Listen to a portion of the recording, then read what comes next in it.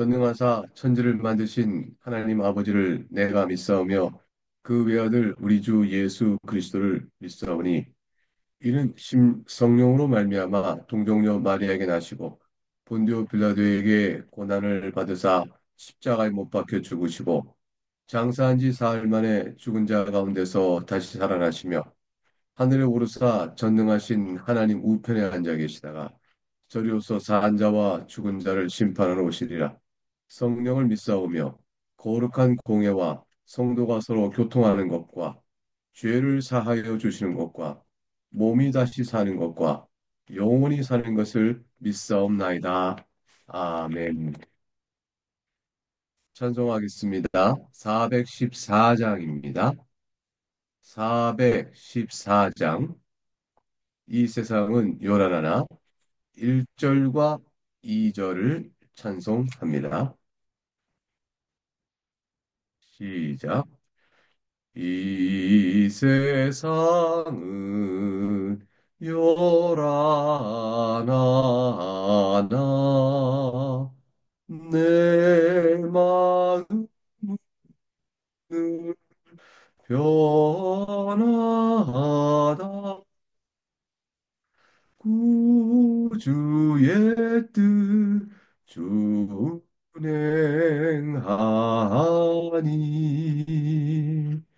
참 기쁨이 내 것일세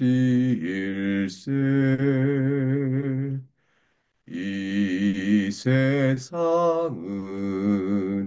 늘 변하나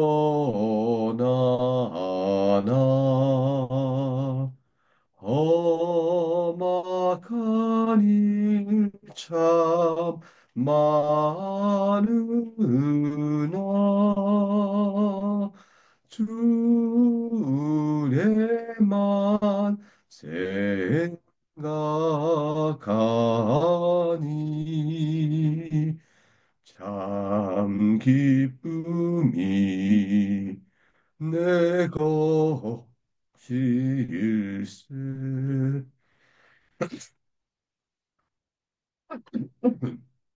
네, 죄송합니다. 오늘 살필 하나님의 말씀은 아모스서 1장 1절에서부터 2장 3절까지 말씀입니다. 그리고 오늘부터 아모스를 읽습니다. 아모스 선지자는 요나나 호세아 선지자와 함께 비슷한 시기에 주전 그러니까 8세기쯤 되죠. BC 750년경쯤에 활동했던 선지자입니다. 주로 사역은 북왕국 이스라엘에서 사역을 했습니다. 그러나 그의 메시지는 남쪽 유다를 향한 메시지도 포함되고 있습니다. 우리 특별히 주목할 것은 호사서를 읽을 때도 살핀 것처럼 북왕국 당시 이스라엘이 상당히 경제적으로 번영을 누리고 있었다는 사실을 주목해 봐야 합니다. 그리고 이들은 얼마나 자기들의 생활에 만족스러운지 몰라요. 생활이 농사도 잘 되고 경제도 풍요롭고 나라가 강대해졌다. 이 사실 앞에서 그들은 느긋하고 영적인 측면에서는 부패해 있으면서도 실로 나태한 상태였습니다. 겉보기는 종교도 열심히 있었지만 하나님 향한 마음은 떠난 지 오래됐고요. 그래서 언제라도 저들은 전적으로 자신이 누리고 있는 이 번영을 주는 힘이 누구한테 있는가를 찾아서 그들에게 온기를 충분히 유를 갖고 있었습니다. 여호와 이름은 이미 자신의 눈앞에 버쳐 있는 돈과 바꿔진 지 오래죠. 저들이 형식적으로는 종교 생활을 하고 있었으나 내용적으로는 이미 하나님을 떠나버린 그런 상태. 그게 바로 이제 북왕국 아모스 선지가 질타했던 북왕국 이스라엘의 영적 상태였습니다. 왜 이렇게 북왕국 이스라엘이 그 당시에 번영을 누릴 수 있었을까? 이게 하나님의 역사를 주관하시는데 그 당시에 이들을 심판할 아수르의 힘을 하나님이 키우고 있는 시기였습니다. 그래서 그 무섭고 잔인했던 아수르가 아직은 북왕국 이스라엘 북쪽에서 완전한 제국의 힘으로 자라나기 전이었습니다. 그 사이에 역사 시간 사이에 북왕국 이스라엘은 앞날을 대비하며 하나님께 의지하고 보호를 구하며 언약 백성으로 살아갈 그때에 그들은 도리어 자신의 힘을 물리적으로 키우면서 자기 안에 커다란 안정과 자부심을 가졌습니다. 아수르가 아직 힘을 갖고 있지 못하니까 북왕국 이스라엘과 아수르 사이에 있는 나라가 아람이죠. 이 아람을 북왕국 이스라엘 공격을 합니다. 그리고 정복을 해요. 복속을 시킬 수 있었습니다. 그러니까 영토가 확장이 되어지죠. 이것은 통일 왕국을 이뤘던 다윗과 솔로몬 시대의 치세를 거의 버금가는 거였습니다. 그만한 다윗과 솔로몬 때가 아니었으면 누릴 수 없는 번영과 부광을 북왕국 이스라엘 이때 잠깐 누리게 되어집니다. 그러니까 기세가 등등했고 내면적이요. 또는 돌이킬 수 없을 정도로 타락과 부패의 길로 미끄러져 있었습니다. 언약 백성으로서의 영적인 성격과 그 건강함, 그 거룩함은 이내 상실한 지 오래였습니다. 아모스서는 대충 네 부분으로 구성이 되는데요. 1장과 2장은 북왕국 이스라엘과 남쪽 유다, 그리고 이들을 포함하고 있는 둘러싸고 있는 6개 나라, 전부 8개 나라가 되겠죠. 에 대한 차근차근 돌아가면서 하나님 심판이 예언되고 있습니다. 그리고 3장과 6장은 북왕국 이스라엘에 대한 심판이 집중적으로 되어 있고요. 7장부터 9장 초반까지는 남북 모두 이스라엘 향한 심판. 마지막 9장은 심판 있지만 그러나 호세아서가 마지막 장에 그러하듯이 회복의 약속을 담아주고 있습니다. 1절부터 내용을 살펴보도록 하겠습니다. 하나의 말씀입니다. 유다 왕 우시아의 시대, 곧 이스라엘 왕 요아스의 아들 여로보암의 시대, 지진전 2년에 두고와의 목자 중 아모스가 이스라엘에 대한 이상으로 받은 말씀이라. 지진전 2년에 이렇게 되어 있습니다. 지진이 있었다는 것이죠.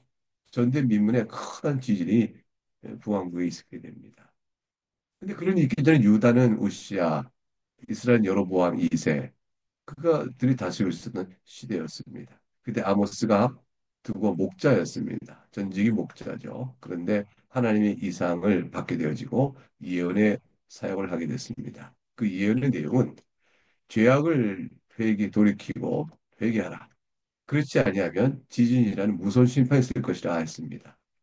이 진짜 지질적인 측면에서의 지진, 이런 측면뿐 아니라 지진으로 상징되고 있는 무서운 지진, 더 큰 지진은 훗날 아수르에서 내리쳐지는 무서운 것이죠. 아수르가 군마를 몰고 그들을 정복하러 막 밀려올 때 지, 땅을 울리는, 지면을 울리는 그 소리는 지진의 무서운 공포, 더 큰 살육이 이루어지게 될 것입니다.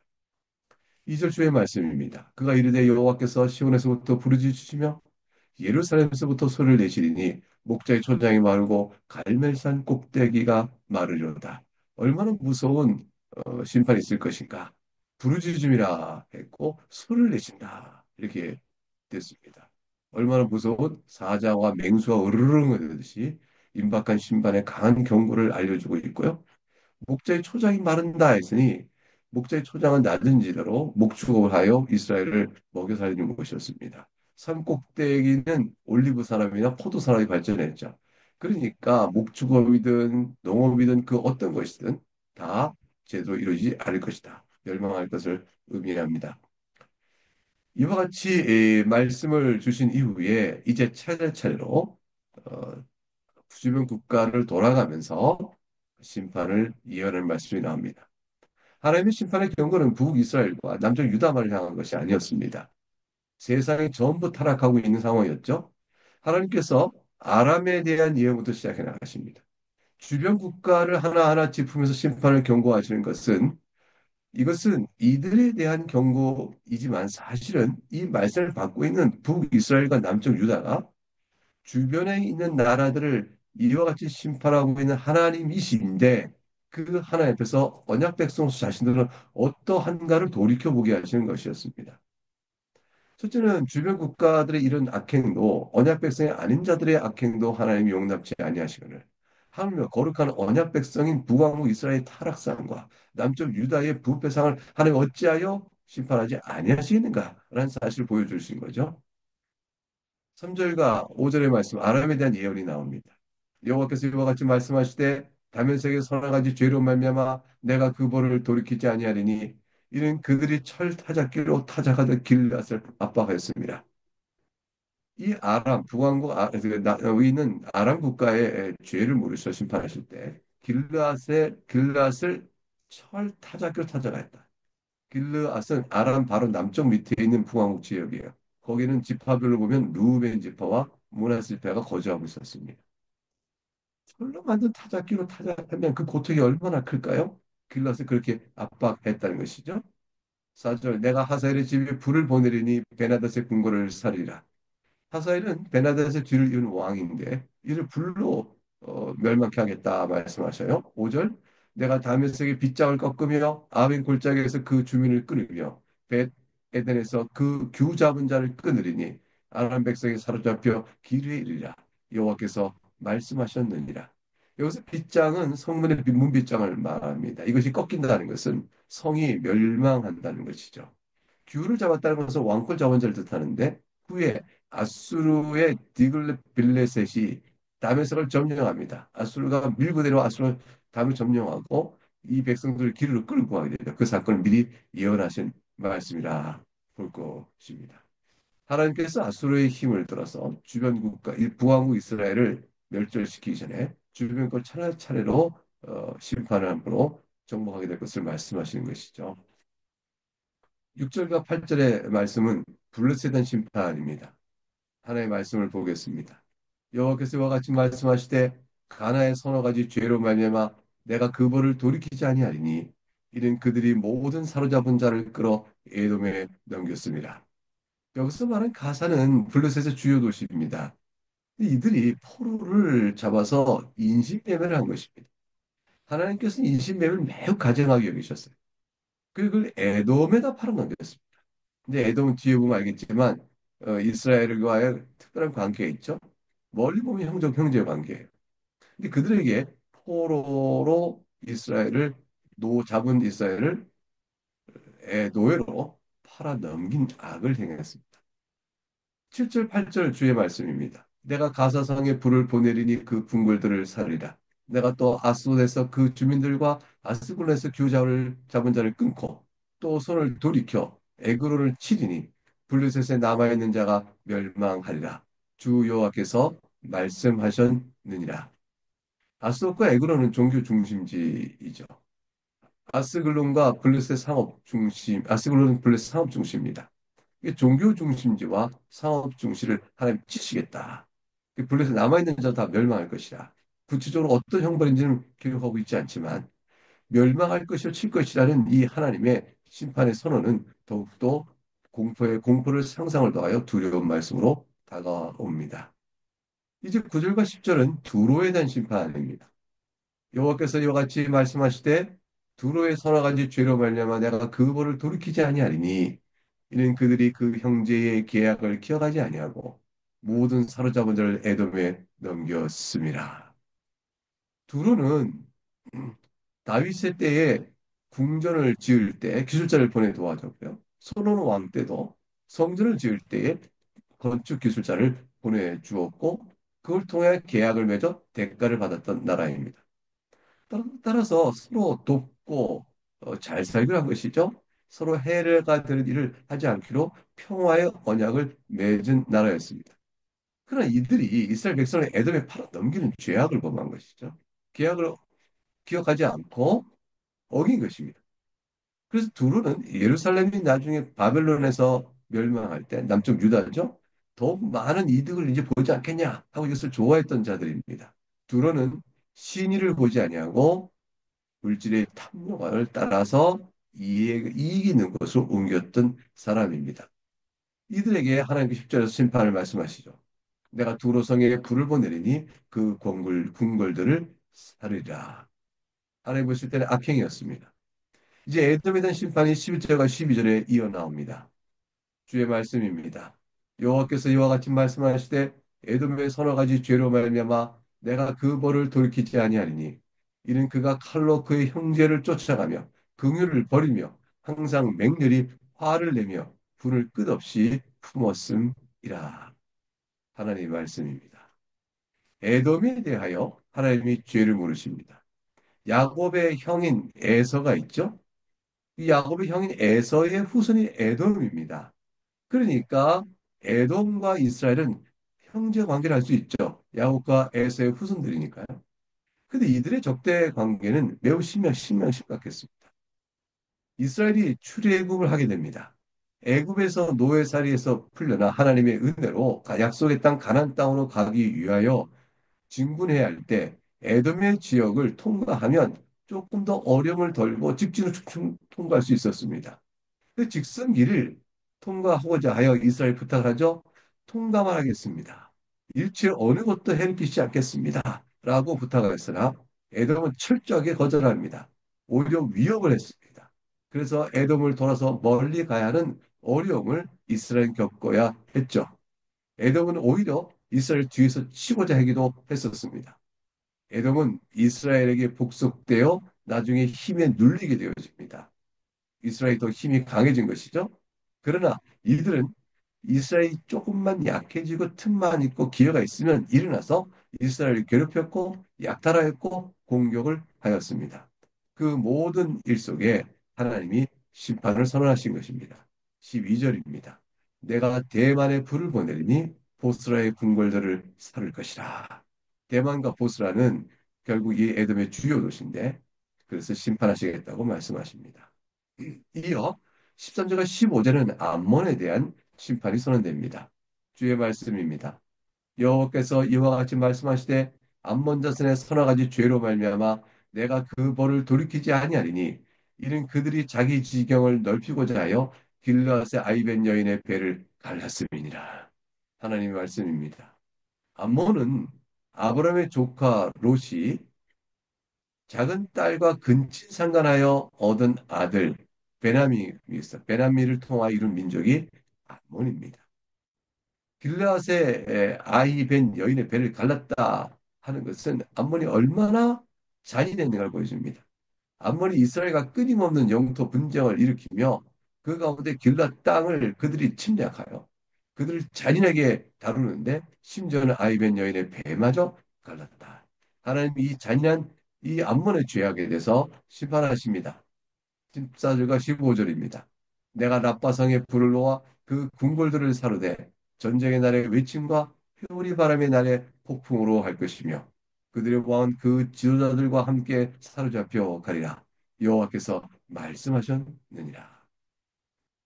이제 아모스 2장 1절부터 3절로 말씀을 이어가겠습니다. 1장에서 우리는 아람, 블레셋, 두로, 에돔, 암몬 이렇게 다섯 나라에 대한 심판을 보았습니다. 이제 2장 1절 3절에는 모압의 심판이 이어져 나옵니다. 주의 말씀입니다. 1절 여호와께서 이와 같이 말씀하시되 모압의 서너 가지 죄로 말미암아 내가 그 벌을 돌이키지 아니하리니 이는 그가 에돔 왕의 뼈를 불살라 죄를 만들었습니다. 모압은 롯이 큰딸과 동침하여 낳은 후손입니다. 이 모압은 금오스 우상, 철저한 우상 숭배가 아주 심했어요. 금오스를 우상으로 섬기고 또 암몬은 몰록을 섬겼죠. 이 주변 국가들은 가나안 족속들이 섬겼던 우상의 모든 것들의 악행을 하나님이 경계하시면서 이스라엘은 멀리하라고 하셨습니다. 멀리 위로 올라가게 되면 아브라함과 롯이 조카 아브라함의 조카였던 롯은 결국 육체적으로는 혈통 관계가 있는데 그러나 영적으로는 철저히 어둠과 빛으로 구분되어집니다.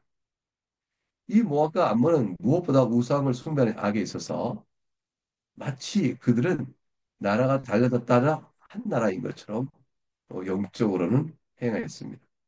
모압의 반인륜적인 죄악, 그것은 에돔 왕의 뼈를 불살라 죄까지 만드는 데까지 나갔으니 하나님께서 이스라엘 적대신 모압의 그 잔인성과 우상 숭배적인 악행을 하나님 아시고 심판을 하지 않을 수가 없었던 것이죠. 이들은 철저히 하나님의 심판을 받습니다. 그 심판의 내용은 2절과 3절에 이어집니다. 내가 모압에 불을 보내리니 그리어 궁궐을 사르리라. 모압이 요란함과 외침과 나팔 소리 중에 죽을 것이라. 내가 그 중에서 재판장을 멸하며 지도자들을 그와 함께 죽이리라. 여호와께서 말씀하시니라. 하나님의 말씀입니다. 오늘 본 성경의 말씀의 본문은 우리에게 분명한 것을 전하죠. 하나님의 심판은 철저히 악행들을 들어 공의롭게 이루어질 것입니다. 죄를 짓고 그 죄에 대한 해당하는 책임을 면하고 형벌을 피할 수 있는 자는 아무도 없습니다. 일반 사람들, 하나님 언약 백성이 아닌 자들에게도 하나님 이와 같이 죄를 묻는 것은 그들에게 양심과 보편 윤리에 따른 범죄가 있기 때문입니다. 양심과 보편 윤리에 따라 살아야 될 책임이 주어졌기 때문에 양심이 저들에게는 율법이 되어 저들의 악행을 정죄하고 훗날의 심판이 이루어지게 될 것입니다. 하나님 앞에서 내가 하나님의 법들을 몰랐기 때문에 죄를 지었습니다라고 변명할 자는 아무도 없는 것이죠. 그렇다면 그리스도인에게는 어떨까요? 그리스도의 교회는 어떻겠습니까? 그리스도의 교회여 하나님 언약 백성을 향한 범죄는 하나님께서 말씀을 통하여 주신 바 된 거룩한 율례가 있으니 이를 통하여 다 모두 다 하나님의 심판을 받게 될 것입니다. 결국은 모든 보편 인류는 다 죄 가운데 있고 자연인들은 양심에 따라 하나님과 언약 백성에 대한 심자는 하나님 주신 율례에 따라서 다 판단을 받게 됩니다. 이 공의의 심판에 대한 이 같은 선언은 거룩한 백성에게는 더 큰 두려움이 되어집니다. 하나님께서 하나님과 언약을 맺지 않은 백성들에게도 죄를 이렇게 묻거든 하물며 언약 백성에게는 어떻게 하시겠는가? 우리가 하나님 앞에서 어떤 관계 앞에 서 있는가를 생각하게 하시는 것이죠. 또한 일반인들에게는 이 말씀을 통하여 우리 한 가지 주는 메시지가 있죠. 하나님의 교회를 괴롭히고 또 악행을 행한 자들의 죄는 더욱더 크다는 것을 보게 되어집니다. 따라서 사실은 이렇게 북왕국 이스라엘과 남쪽 유다는 주변 국기들은 하나님의 심판을 선언하는 도리요. 아, 하나님께서 이들을 이렇게 악행을 심판하시니 우리가 하나님의 언약 관계에 신실하면 도리어 우리에게는 보호의 손길을 주시겠구나 하는 하나님의 역사의 주권자로서의 모습을 보게 되어집니다. 이것은 두렵기도 하지만 하나님 앞에 신실한 자에게는 오히려 위로가 되어지는 것이죠. 사랑하는 교회 여러분, 우리는 이와 같은 말씀을 읽으면서 스스로 하나님 윤리 앞에 온전케 되어져서 하나님 앞에 심판과 책망을 받지 않을 만한 내가 건전한 온전한 의를 이뤘다 할 자는 아무도 없습니다. 결국은 우리에게 경계표를 주시되 하나님께 받은 속죄의 은혜를 바라보게 하시는 것이죠. 오직 예수 그리스도의 속죄의 은총과 그분의 의로만 우리에게 살 길이 있다 하는 사실을 깨우쳐 줍니다. 그리함으로 우리 마음속에 하나님 앞에 드려야 될 감사의 찬양을 생각하게 하는 것입니다. 더욱더 긍휼의 하나님을 의지하고 베푸신 은총을 더욱더 감사하면서 내가 이제 하나님 앞에서 어떻게 살아야 될 것인가를 생각하게 하는 것이죠. 돌이켜 저들과 같지 아니하고 하나님의 은혜 가운데 사는 주의 백성의 삶을 살아가야 하는 것이죠. 하나님께 감사의 찬양을 올려드려야 하는 것입니다. 그리스도 안에서 영원한 선택을 하시고 그 선택 안에서 결국 죄인 되는 우리를 속죄하시고 의롭다 하셔 부르신 하나님을 찬양하며 거룩한 주의 백성으로 하나님을 영원롭게 하는 그러한 백성으로 삶을 순종도 들어가고자 하는 소원을 가지고 주의 도심을 구하여야 하는 것입니다. 이 소원을 가지고 오늘 하루도 승리하신 여러분 될 수 있기를 바랍니다. 함께 기도하겠습니다. 사랑과 긍휼이 풍성하신 하나님 아버지, 아부선지를 통해 주신 말씀을 보면서 오늘 우리의 형편과 우리의 시량을 돌아봅니다. 예수 그리스도 안에서 허물 많은 우리를 용서하실 은혜를 감사합니다. 이와 같이 그리스도 안에서 은혜로 언약을 맺어 주의 백성으로 있사오니 우리가 세상과 다르게 하시고 하나님 받은 바 은혜에 대한 감사함으로 나가는 자가 되게 하시며 하나님의 변치 않는 긍휼에 우리가 받고 이와 같이 살아있음을 생각하게 되어집니다. 주여를 불쌍하게 해주시고 늘 주 안에 사는 복된 믿음의 삶을 잘 사는 저희가 되고 이끌어 주옵소서. 이 세상은 요란합니다. 어제 이 나라는 계엄도 있었고 국회에 또 해제 또 결의도 있었고 그 계엄이 또 해제되어지는 그런 사건의 발단이 있었습니다. 그만큼 정국이 어지럽고 혼란스러우며 세상을 바라보고 이를 풀어가는 일에 안목이 서로 그 강대 강이요 극대 극으로 나눠 있는 이런 모습을 보게 되어집니다. 이곳에서 삶을 살아야 되는 모든 각각의 이 나라의 사회, 모든 백성들, 국민들은 저 삶에 어려움을 느끼게 됩니다. 그러나 돌이켜보게 되면 이 세상이 요란하고 또 시끄럽고 주 앞에서 또 이렇게 험하지 않은 때가 없었음을 생각하며 오직 우리는 하나님의 안에서 그리스도의 말씀을 바라보며 살아계신 하나님의 도움을 구하며 살아야 되는 것임을 생각합니다. 오늘 하루도 예수 그리스도만이 소망인 줄 알고 이 나라를 위하여 불쌍히 여기며 또 하나님께서 도움 주시길 바라는 그 기도 속에서 오늘도 하루 살아가는 저희 모두가 될 수 있기를 바라고 원합니다. 감사하고 우리 주 예수 그리스도 이름으로 기도하옵나이다. 아멘. 주님께서 우리에게 하신 기도를 우리가 함께 기도하겠습니다. 하늘에 계신 우리 아버지여, 이름이 거룩히 여김을 받으시오며, 나라가 임하시오며, 뜻이 하늘에서 이루어진 것 같이 땅에서도 이루어지이다. 오늘 우리에게 일용할 양식을 주시옵고, 우리가 우리에게 죄 지은 자를 사하여 준 것 같이, 우리 죄를 사하여 주시옵고, 우리를 시험에 들게 하지 마시옵고, 다만 악에서 구하시옵소서. 나라와 권세와 영광이 아버지께 영원히 있사옵나이다. 아멘.